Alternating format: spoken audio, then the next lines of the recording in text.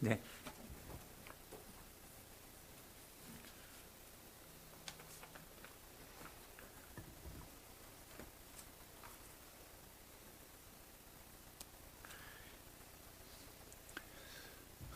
감사합니다. 우리가 지금 사순절 기간을 당했는데, 사순절은 우리가 잘 아는 대로 주님의 십자가를 깊이 생각하는, 그리고 우리의 믿음을 한번 반송하는 이런 기회가 아닙니까? 주님이 왜 십자가를 줬습니까? 우리는 죄를 지어서 다 하나님과 원수가 됐는데, 원수된 우리를 하나님과 화목하게 하기 위해서 희생의 제물이 된 예수님을 생각해야 합니다. 그래서 오늘 여기 빌립보서는 여러분이 아시는 대로 감옥에 들어가 있으면서 예수 때문에 감옥에서 고생하시면서 준 말씀인데, 여기 오늘 마지막 부분에 보니까 주 안에서 이렇게 하라. 여기 되면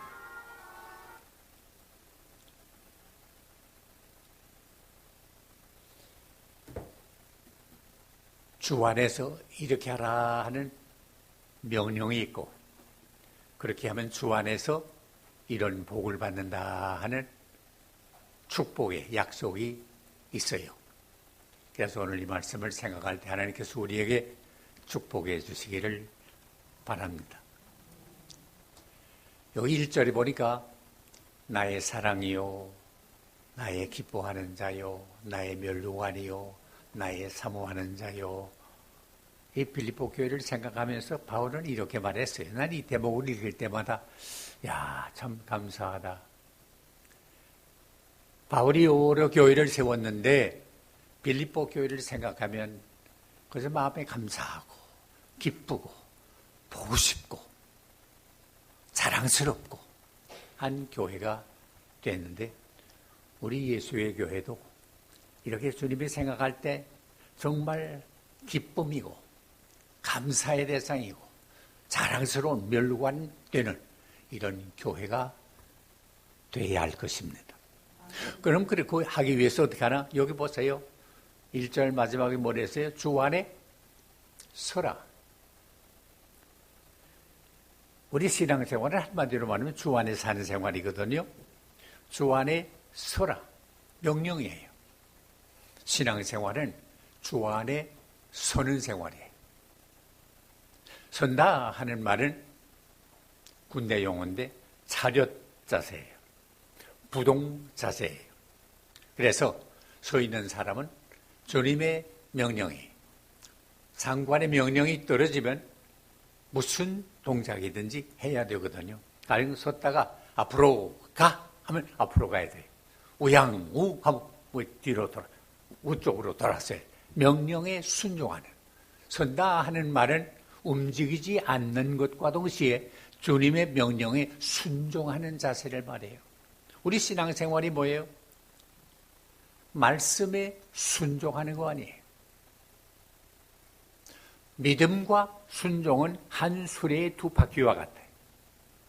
믿음이 있으면 반드시 순종해요. 우리 믿음의 조상 아브라함을 말할 때 아브라함은 믿음이 있었기 때문에 순종했어요. 어디까지 순종했어요?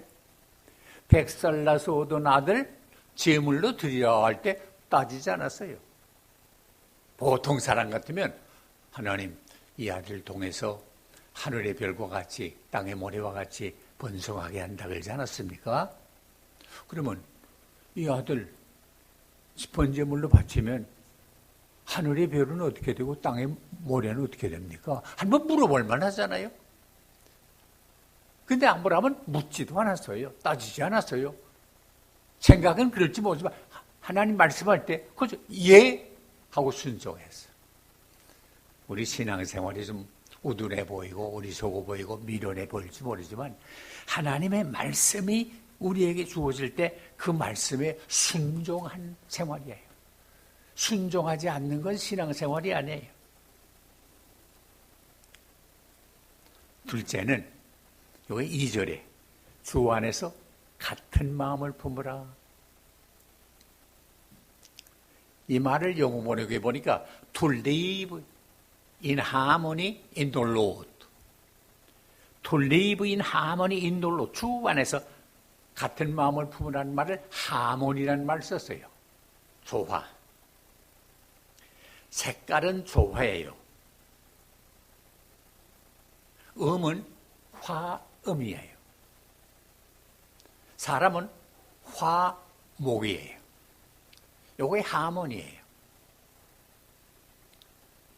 무지개 색깔이 일가지 색깔 아니에요. 빨주노도 파남보. 요게 일가지 색깔이 되니까 아름답잖아요.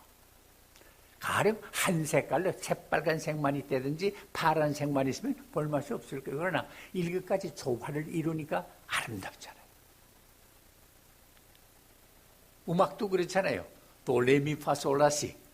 이 음이 화음을 이룰 때 아름답잖아요.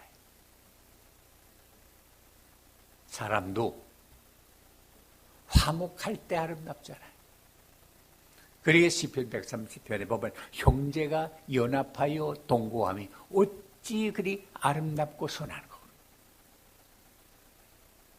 믿는 사람들이 함께 모여 예배하는 거 얼마나 좋은 일입니까? 그런데 중요한 건 어떻게 해야 돼요? 하나님과 화목할 동시에 하나님과 화평하고 우리 사람 사이에는 화목해야 돼. 아무리 사람 많이 모이고 뭐 큰 교회라고 하지만은 서로 화목하지 못하면 하나님은 원치 않아요. 이거 참 비극적인 일이지만 어떤 교회는 분쟁이 좀 나가지고 한쪽에서는 기도하고 한쪽에서는 찬송하고 그러는데 하나님이 그거 받을까요? 예수님 말씀했죠. 하나님 앞에 제사 드리기 전에 너희가 화목하고 와서 제사를 드리라. 화목하지 않는 제사는 하나님이 받지 않아요. 가장 중요한 걸 우리는 화목해야 돼요. 예수님도 뭐라고 말씀했어요? 화평케 하는 자는 복이 있나니 저희가 하나님의 자녀라 일컬음을 받을 것이다. 하나님의 자녀의 특색이 뭐예요? 화목하는 거, 피스메이커예요. 화목둥이가 되는 거예요. 말썽 일으키고 이간 붙이는 게 이건 마귀가 하는 거거든요. 화목하려면 어떻게 해야 돼요? 서로가 존경해야 돼요. 어떻게 해야 합창이 아름답게 잘 돼요?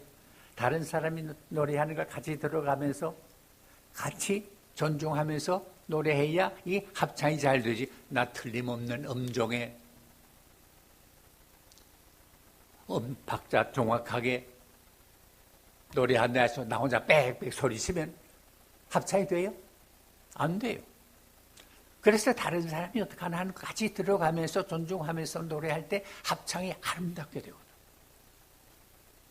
하나님이 가장 기뻐하시는 게 뭐예요? 화목이에요. 화평이에요.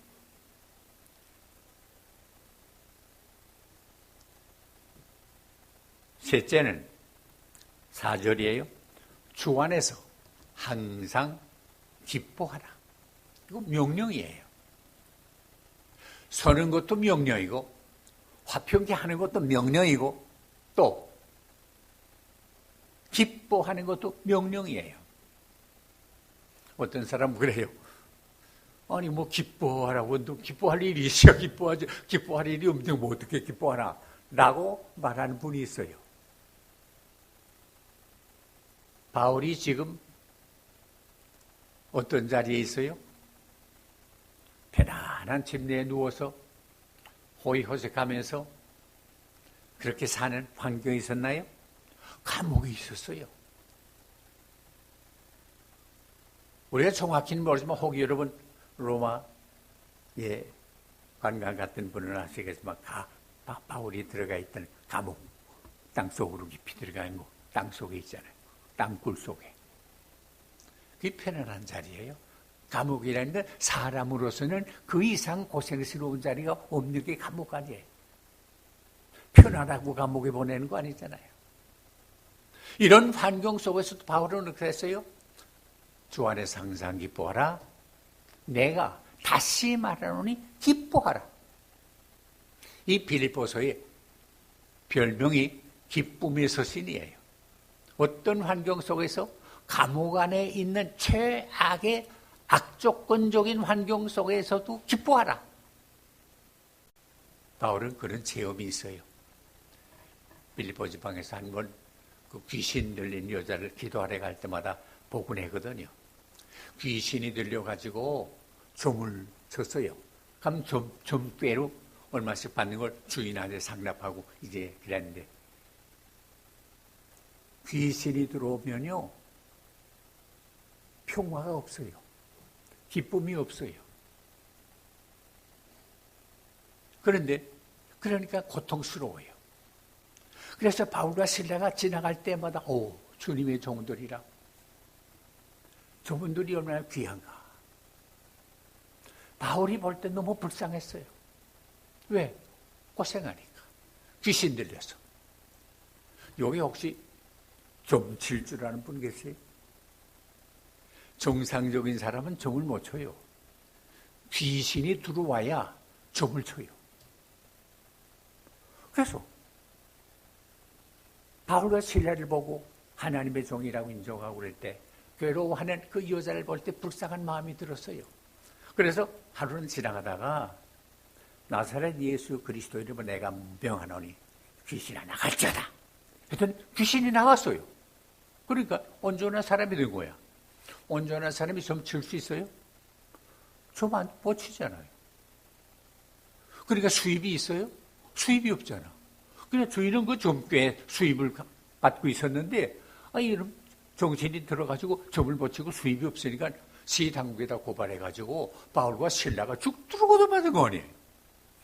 얻어맞을 뿐만 아니라 감옥에 갖다 호랑이를 채워가지고 집어넣은 거예요. 바울과 실라가 무슨 잘못했어요?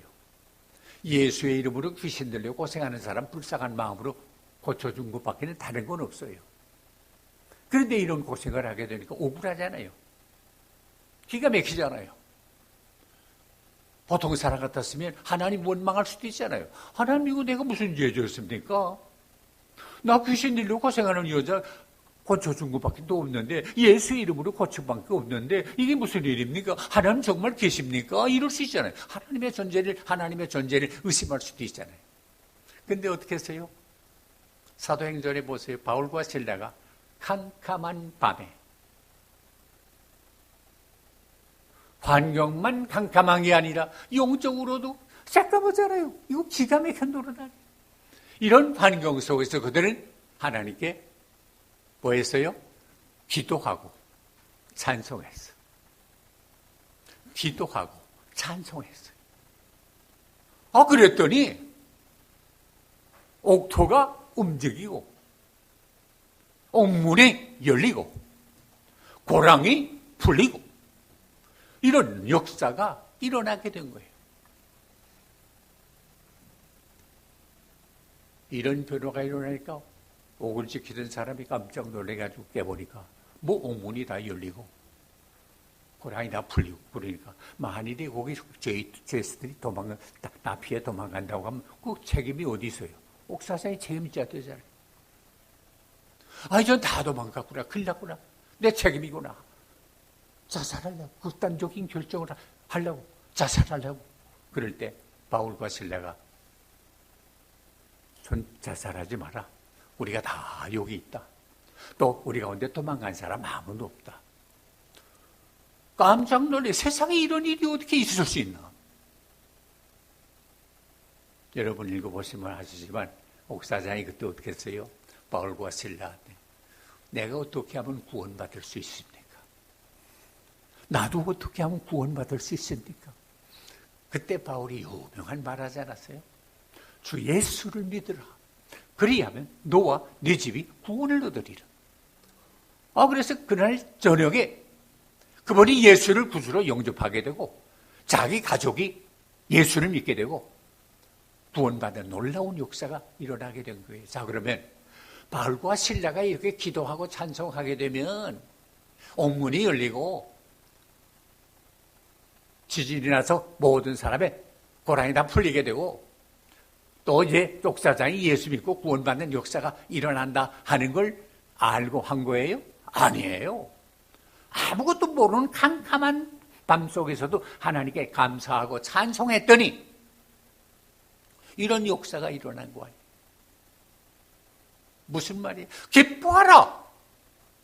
그러면 기쁜 일이 생긴다. 이게 기독교. 우리가 알고 감사하고 알고 기뻐하는 게 아니에요. 이거 대단히 미안한데.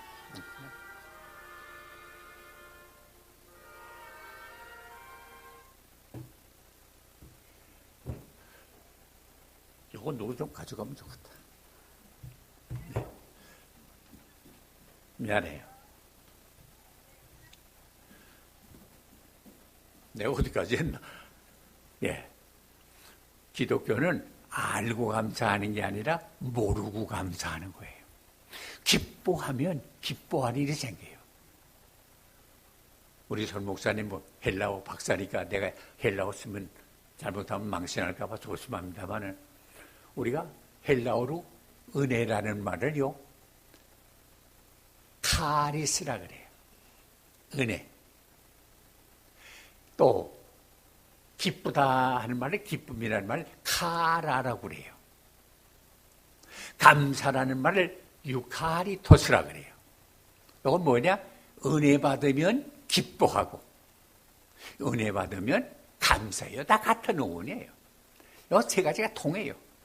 은혜 충만하면 기쁨이 충만하고 감사가 넘치게 되고 우리 그리스도인의 생활이 바로 예수 믿는 사람의 특징이 그거 아니에요. 어떤 환경 속에서도 하나님께 기뻐하라. 이런 기쁜 일이 생기가 된다. 그러면 이렇게 주 안에 살고 주의 명령을 따라서 든든히 서고 같은 마음 품고 기뻐하면 어떤 축복을 약속했어요? 7절 보세요. 하나님의 평강이 그리스도 예수 안에서 너희 마음과 생각을 지키시리라. 주 안에서 평강, 평화를 주신다고 그랬어요. 아까 우리 권사님 좋은 찬송 평화에 대해서 주셨습니다만 내 영혼의 평안을 누릴 수 있는 게 어디 있나? 주 안에서. 환경적인 평안을 말하는 거 아니에요. 조건적인 평안을 말하는 거 아니에요. 주 안에 살면 언제나 평안해요. 주님께서 말씀하셨지요. 요한복음 14장 27절에 평안을 너희에게 끼치노니 곧 나의 평안을 너희에게 주노라. 내가 너희에게 주는 평안을 세상에 주는 것 같이 아니라 너희는 마음에 근심하지 말고 두려워하지 말라. 주님의 평안이 우리에게 임해요. 이게 하나님의 큰 약속이에요. 이 이상의 큰 축복이 어디 있어요? 세상 사람들이 궁극적으로 찾는 게 뭐예요? 평안 아니에요. 그러기에 히브리 사람들, 유대 사람들을 오늘도 만날 때 사람들을 만날 때 뭐라고 인사해요? 샬롬. 헤어질 때 샬롬. 평안하십니까? 평안하세요. 우리 인간의 궁극적인 목표가 그래요. 근데 세상 사람들은 평안을 어떻게 찾아요? 환경과 조건에서 찾아요. 돈 많이 벌면 평안히 살 수 있다. 권력을 누리면 평안히 살 수 있다. 여러분, 정말 돈 많이 벌면 평안히 삽니까? 천만이 많으면 만투세 불안합니다. 얼마 전에 어떤 보도를 보니까요, 우리 한국에서 첫 번째로 가는 재벌집이 이태원인가 거기 있잖아요. 삼성집. 그 댁에 사진을 기자들이 찍었는데 보통 어디서 사느냐? 지하실에서 산대요. 왜? 노출되지 않기 위해서. 나는 그 지하실에서 사는 게 꼭 편하다고 생각하네. 돈 많으면 만투세 불안해요. 여러분, 돈 많은 사람들의 형제들이 화목하는 걸 봤어요? 재벌집 형제들이 화목하는 거 봤어요? 그것 때문에 형제 싸움이 얼마나 나. 그거 안 나는 집이 있어요? 거의 다 그래. 평안이 없어요. 높은 권세 있는 자리에 편안해요? 권세는 높두세 불안해요. 가령 우리나라로 말하면 최고의 권력자가 뭐예요? 대통령 아니에요. 대통령이 평안히 청와대 사니까 편안해요. 어디 나올 때 그냥 나와요? 경호원들이 쫙 따라다니고 얼마나 그래? 왜 그래요?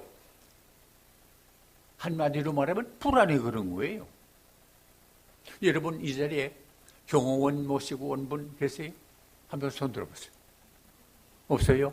편안한 줄 믿으시기 바랍니다. 경호원 다니고 다니는 사람이 편안해서 다니는 게 아닙니다. 불안해서 그럽니다. 돈이, 권력이 우리에게 평안을 주는 게 아닙니다. 참 평안이 어디 있나? 마음에 있는데 주 안에 있을 때 편안해요. 이 평안이 여러분과 여러분 가정 위에, 이 교회 위에 넘치게 되시기를 바랍니다. 어떻게 하면 편안해요? 주님이 같이 하니까 두려워 말라. 내가 너와 함께합니다. 놀라지 말라. 내가 너를 붙들어준다. 내 너로 오른손으로 너를 붙들어주지 마. 약속하지 않았어요. 그렇기 때문에 다윗은 그랬어요. 내가 사망의 음침한 골짜기로 달릴지라도 해받들 것을 두려워하지 아니하면 주께서 나와 함께 하십니다. 주님이 나와 함께 계신 걸 믿는 사람은 언제나 강하고 담대하게 편안하게 살 수가 있어요. 그리고 둘째 약속은 13절에 있어요. 내게 능력 주시는 자 안에서 내가 모든 것을 할 수 있는. 능력 주시는 자가 누구예요? 주님이야. 주 안에 사는 사람은 모든 것을 할 수 있는 긍정적이고 적극적인 삶을 살 수 있어요. 내가 한다 하는 말 아니에요. 전에 하나님이 약속하신 땅, 가나안 땅을 향해 나가는 이스라엘 사람들이 먼저 그 땅에 12사람 청년을 정탐으로 보내가지고 40일 동안 다 돌아보고 올 때 거기 땅이 어떤지 무슨 거기 나오면 거기 샘플을 좀 가지고 오라. 그래서 12사람이 다 가서 몰래 약속의 땅을 각지를 다 돌아보고 올 때 뭐랬어요? 포도를 꿰매고 나오고 송유를 따가지고 나오고. 보세요. 이렇게 좋은 땅입니다. 이런 황무지가 아닙니다. 젖과 뿌리 흐르는 땅입니다. 이런 땅입니다. 이렇게 좋은 땅입니다. 자, 그런데 좋긴 한데 그 땅에 들어갈 수 있는 땅은 아닙니다. 가보니까 안악자손이 있는데 키가 장대한데 아마 그들이 우리를 보면 메뚜기로 볼 겁니다. 생각해 보세요. 대다수가 12사람 중에 10사람이 안 됩니다. 못합니다. 하는 보고를 하니까 그걸 들은 백성들이 어떻게 됐어요? 실망하고 낙심하고 좌절하게 된 거 아니에요? 들어도 못 갈 땅에 뭐 때문에 여기까지 와서 이런 고생을 하냐? 저 모세를 원망하고 난리가 난 거 아니에요? 잘 안 되면 지도자가 원망받잖아요. 교회도 그렇잖아요. 교회가 잘 될 땐 자기들이 된 것 같고 안 될 때고 어려움 나가면 목사가 그래서 그랬더라. 지도자는 그렇잖아요. 그러니까 모세를 막 원망하는데 여러분 그 중에 2사람이 보고하지 않은 사람이 있어요. 누구요? 요수아와 갈렙. 아닙니다. 저분들이 보고하는 그것을 보고 느낀 대로만 말했는데 그게 전부가 아닙니다. 분명히 들으세요. 하나님은 우리에게 그 땅을 주시기로 약속했습니다. 허락하신 겁니다. 하나님만 우리와 함께 하시면 그 땅을 이미 점령할 수 있을 줄 믿습니다. 두려워하지 마세요. 물론 저 안악자손이 키가 우리보다 큰 게 사실입니다. 그러나 저희들을 지키던 신이 떠난 지 이미 오래입니다. 저희는 우리의 먹입니다. 자, 이거 보세요. 똑같은 환경과 똑같은 조건에서 본 사람들인데 어떤 사람은 안 됩니다, 못합니다 하는데 어떤 사람은 됩니다, 할 수 있습니다 라고 말합니까? 하나님을 믿지 않는 사람들, 그저 눈으로 본 대로 한 사람은 이렇게 부정적으로 말했어요. 그러나 하나님을 믿는 사람은 하나님이 허락하셨는데 하나님의 약속을 믿고 하나님의 허락을 믿고 하나님이 함께하면 땅을 점령할 수 있는 확실히 있었기 때문에 사는 거 아니에요? 세상에는 2가지야. 부정적인 사람, 긍정적인 사람, 소극적인 사람, 적극적인 사람. 예수 믿는 사람, 주 안에 사는 사람은요 적극적이지 긍정적이지 소극적이고 부정적인 사람 아니에요. 역사를 통해 보는 대로 안 됩니다, 못합니다 하고 10사람 따라가던 사람이 약속의 땅에 들어간 사람이 있어요? 한 사람도 못 갔어요. 그러나 하나님이 함께하는 걸 믿는다는 믿음 가지고 여호수아와 갈렙을 따라간 사람은 다 약속의 땅에 들어가는 거예요. 자, 우리가 성경을 많이 읽습니다만 여호수아 갈렙은 이름을 기억하는데 그 다음에 10사람 이름 누구 기억하는 분 계세요? 장로님 기억하세요? 나도 몰라요. 알 필요도 없어요. 나 딱 한 것뿐이지 역사와 인류를 위해서 공헌한 거 아무것도 없어요. 내게 능력 주시는 자 예수 그리스도 안에서 나는 모든 것을 할 수 있다. 적은 일이든 큰 일이든 믿음으로 할 수 있다는 긍정적인 사고를 가지고 살아가는 여러분 되시기를 바랍니다. 끝으로 19절에 나의 하나님이 그리스도 예수 안에서 그의 풍성한 대로 너희 모든 것을 채우시리라. 기도하면 응답해줘요. 기도하면 반드시 하나님이 이루어져요. 구하라 주실 것이요, 찾으라 만날 것이요, 문을 두드리라 열어주시리라. 글쎄요, 난 기도하긴 하는데 이루어지질 않는데요. 요거 보세요. 우리가 기도하면 반드시 이루어지는데 내가 기도한 대로 이루어지지 않고 하나님의 뜻대로 더 좋은 걸 이루어져요. 너희가 악할지라도 자녀에게 좋은 것을 줄 줄 알거든 하물며 하나님 아버지께서 너희에게 더 좋은 것 주지 않겠느냐? 이 말씀 믿습니까? 내가 구한 것보다 더 좋은 걸 이루어져요. 이 얘기 하나 하고만 내가 그만둬갔습니다. 미국에 어떤 고등학교를 졸업하는 학생 하나가 있었는데 그 아버지가 돈이 많은 사람이에요. 대개 이제 미국에서 학생들이 고등학교 졸업하면 고등학교까지는 자기 집에서 다니고 대학 갈 때는 먼데 좀 떨어진 데를 가요. 왜냐하면 애들 말 들어보면 아버지 어머니가 잔소리가 너무 많아가지고 잘 되라고 그러지만 그 잔소리 많아가지고 좀 잔소리 안 듣기 위해서 멀리 기숙사 있는 데로 가는 게 보통이거든요. 그러니까 이 아들이 아버지 내 이제 졸업하게 되면 어느 대학교 멀리 떨어진 데 가는데 아버지 자동차 하나 사주세요. 그러지. 그러니까 아버지 자동차 사는 건 간단하잖아요. 그러니까 얘는 내가 아버지와 같이 딜러 한 데 가서 어느 회사 거, 어느 색깔, 어느 형, 올라가 다 생각해가지고 그걸 샀나 하는 마음을 가지고 아버지 기다렸어요. 그런데 아버지가 무슨 아무 응답 없어요.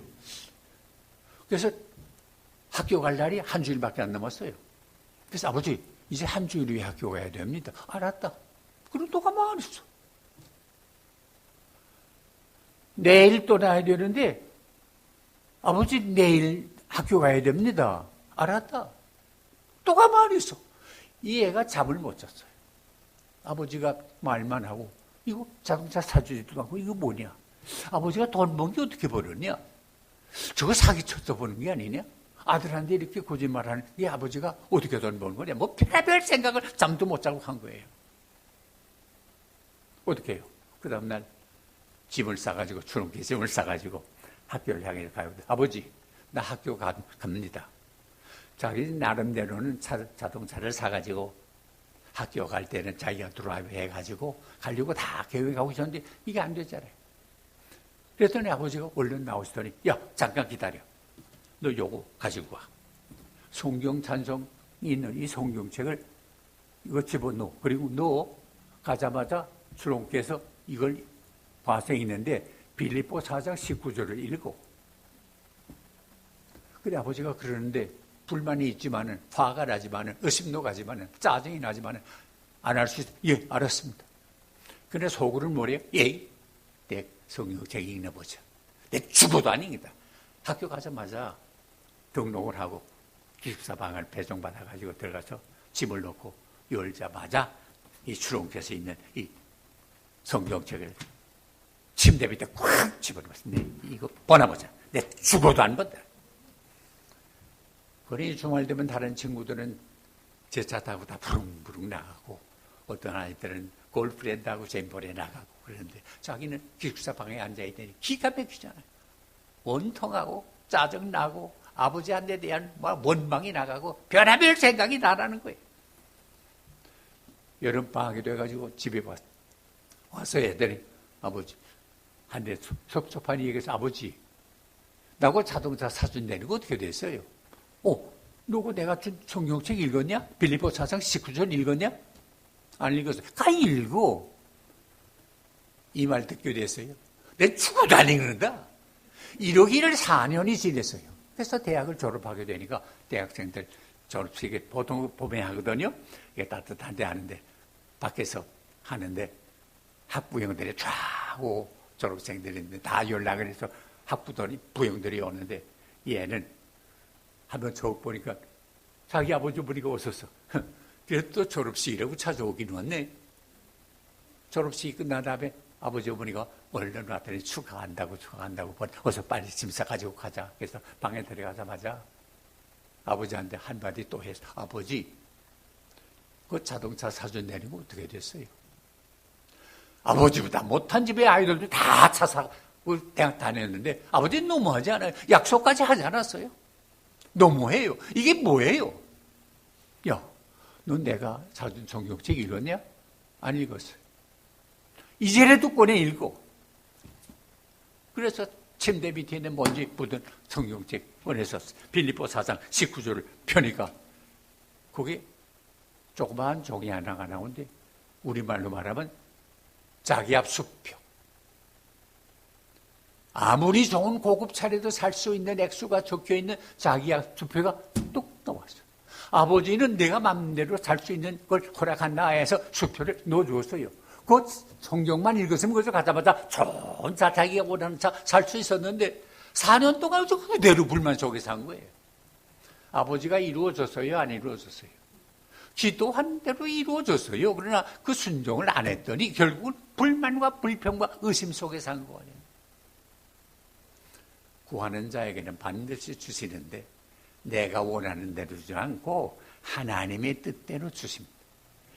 더 좋은 거 줍니다. 그래서 여러분 우리는 주 안에서 든든히 서고 주 안에서 화목하고 살고 주 안에서 항상 기뻐하고 그래서 마음의 평안을 누리고 능력 있는 생활, 적극적인 생활, 긍정적인 생활하고 기도에 응답받는 놀라운 축복의 생활을 하는 여러분 되시기를 주의 이름으로 축원합니다. 기도하십시다. 하나님 아버지, 이 뜻깊은 사순절을 맞이해서 주님의 명령과 주님께서 허락하신 축복을 생각했습니다. 이 명령 따라 살게 하시고 이 허락하신 축복을 다 받게 하여 주시옵소서. 예수님의 이름으로 간절히 기도하옵나이다.